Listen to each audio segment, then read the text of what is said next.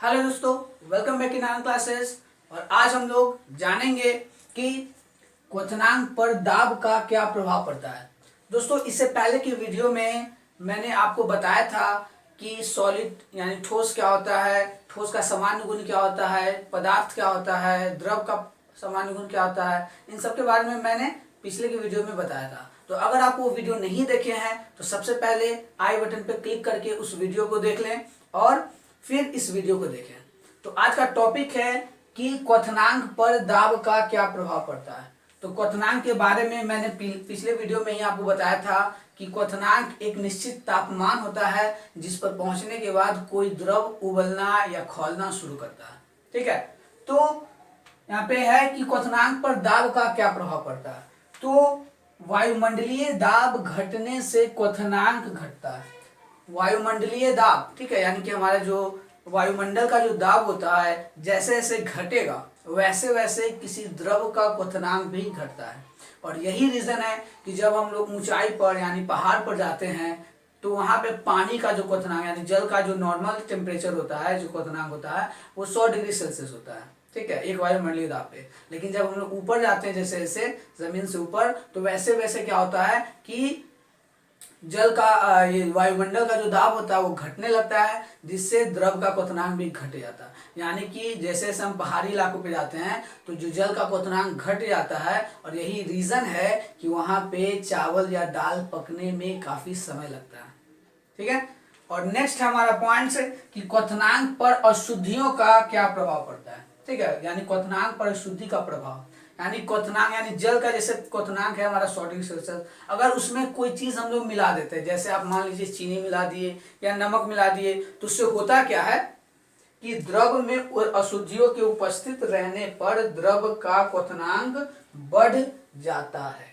ठीक है, यानी कि जब हम द्रव में अशुद्धि मिला देते हैं यानी कोई पदार्थ मिला देते हैं तो उसका क्वथनांक बढ़ जाता है। यानी कि 100 डिग्री सेल्सियस नॉर्मल टेम्परेचर होता है वाटर का, और जब हम इसमें नमक या चीनी मिला देते हैं तो बढ़ जाता है। ठीक है, 110 के आसपास पहुंच जाता है। दोस्तों, हमारा अगला टॉपिक है वाष्पन और क्वथन में अंतर। यानी वाष्पन और क्वथन में क्या अंतर होता है। आपको स्क्रीन पे यहाँ पे दिख रहा होगा इमेज कि वाष्पन और क्वथन में क्या अंतर होता है।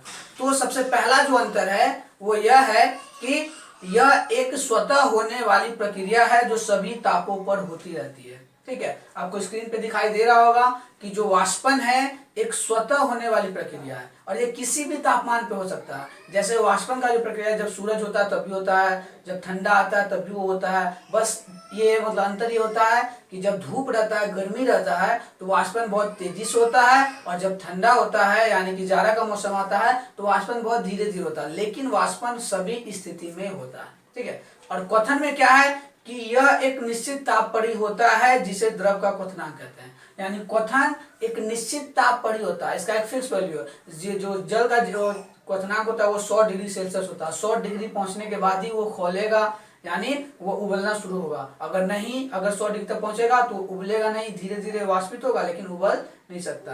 यानी जो हमारा वाष्पन होता है वह किसी भी तापमान पे हो सकता है, और जो क्वथन होता है वो एक निश्चित तापमान पे ही होगा।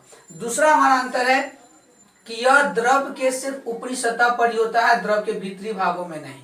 यानी कि जो हमारा वाष्पन है वह द्रव के सिर्फ ऊपरी सतह पर होता है। ठीक है, यह सिर्फ ऊपरी सतह पे होगा, भीतर में नहीं होगा।